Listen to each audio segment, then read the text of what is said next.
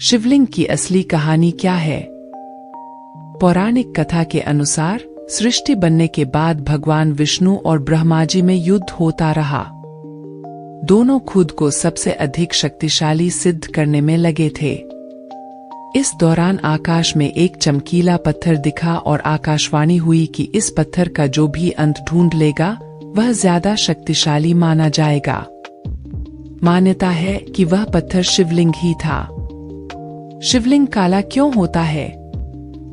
Radio active energy के कारण सभी ज्योतिर्लिंग एवं स्वयंभू शिवलिंग अपने आसपास के वातावरण में मौजूद नेगेटिव एनर्जी को अवशोषित करते हैं। इसे आप सरल हिंदी में ऐसे भी कह सकते हैं कि वातावरण में मौजूद सारा जहर सोख लेते हैं।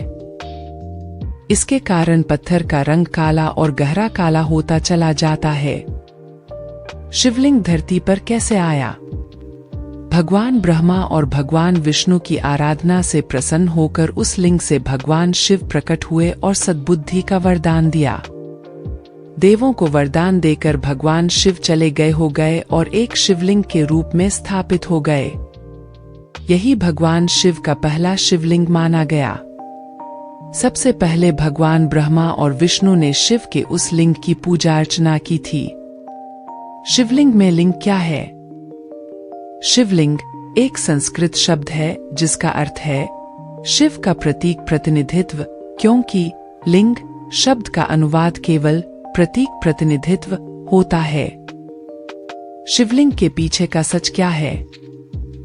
यह भगवान शिव की सक्रिय ऊर्जा और उनकी शक्ति के संयोजन से ब्रह्मांड के निर्माण का प्रतीक भी है।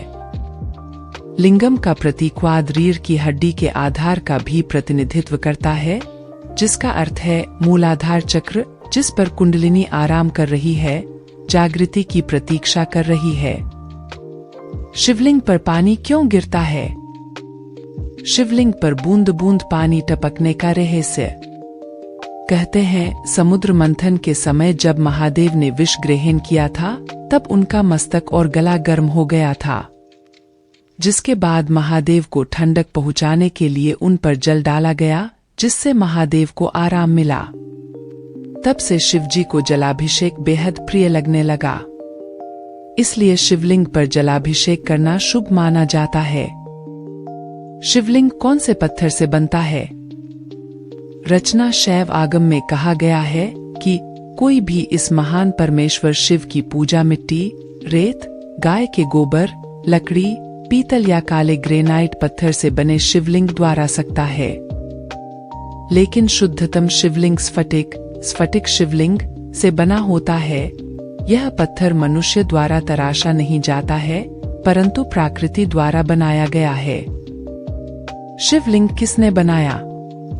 किंवदंती है कि पार्वती ने कांचीपुरम में भगवान की पूजा करने के लिए एक शिवलिंगम बनाया था, जबकि भगवान राम ने भगवान हनुमान द्वारा देरी के कारण, जिन्हें हिमालय से शिवलिंगम लाने के लिए बुलाया था, रेत में शिवलिंग बनाया और रामेश्वरम में पूजा की।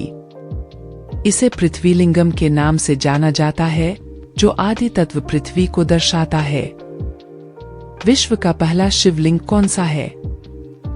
पुरातात्विक और अभिलेखीय अध्ययनों से पता चलता है कि गुड़ीमल्लम लिंगम दुनिया के सबसे पुराने शिवलिंगों में से एक, गुड़ीमल्लम के मंदिरों में से एक परशुरामेश्वर मंदिर में है।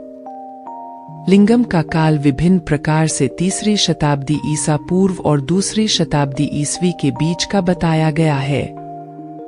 शिवलिंग का फुल फॉर्म क्या है? शिवलिंग का अर्थ है लिंग, जो शक्ति का प्रतीक है। यह भगवान शिव के पुरुषत्व और शक्ति का प्रतीक है।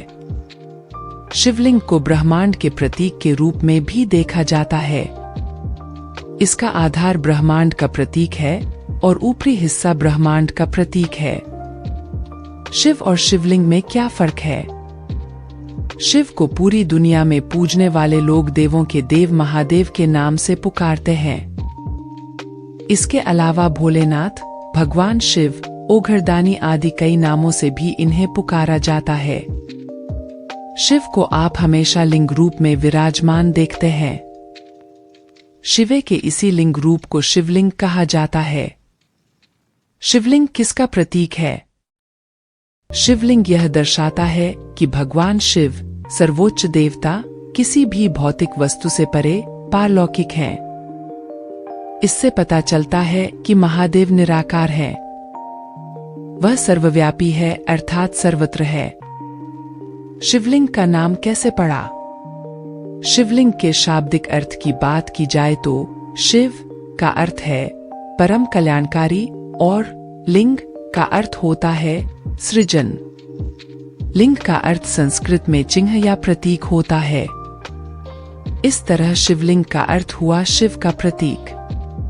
भगवान शिव को देव आदिदेव भी कहा जाता है। शिवलिंग पर न चढ़ाएं तुलसी। धर्म शास्त्रों के अनुसार शिवजी की पूजा करते समय भूलकर भी उन्हें तुलसी का पत्ता अर्पित नहीं करना चाहिए। शिव पूजा में तुलसी का उपयोग निषेध माना गया है। इसकी बजाय बेलपत्र और धतूरा चढ़ाने से भोलेनाथ प्रसन्न होते हैं।